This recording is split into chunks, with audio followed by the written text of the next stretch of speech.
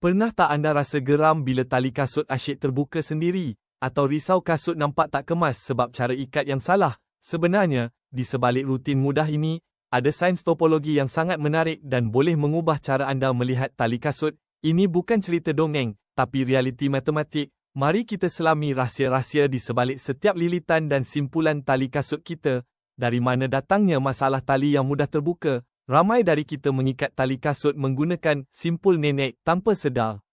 Simpul ini nampak macam kuat, tapi ia sebenarnya tak stabil dan mudah longgar, menjadikan tali kasut anda sering terlerai di waktu yang tak sesuai. Tapi jangan risau, ada penyelesaiannya, ada cara ikatan yang bukan sahaja lebih kemas, malah lebih jimat panjang tali dan paling penting, sangatlah kukuh. Ia adalah simpul mati atau square knot. Bezanya terletak pada arah lilitan dan geseran.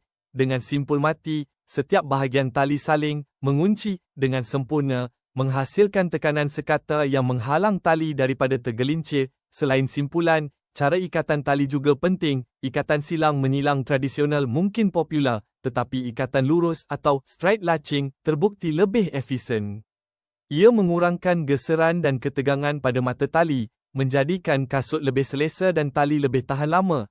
Tak sangka kan, benda sekecil tali kasut pun ada sainsnya yang tersendiri. Dari topologi hingga fizik geseran, setiap lilitan ada sebabnya. Jadi, dah tiba masanya untuk perbaiki cara anda ikat tali kasut. Cuba teknik simpul mati dan gaya ikatan lurus.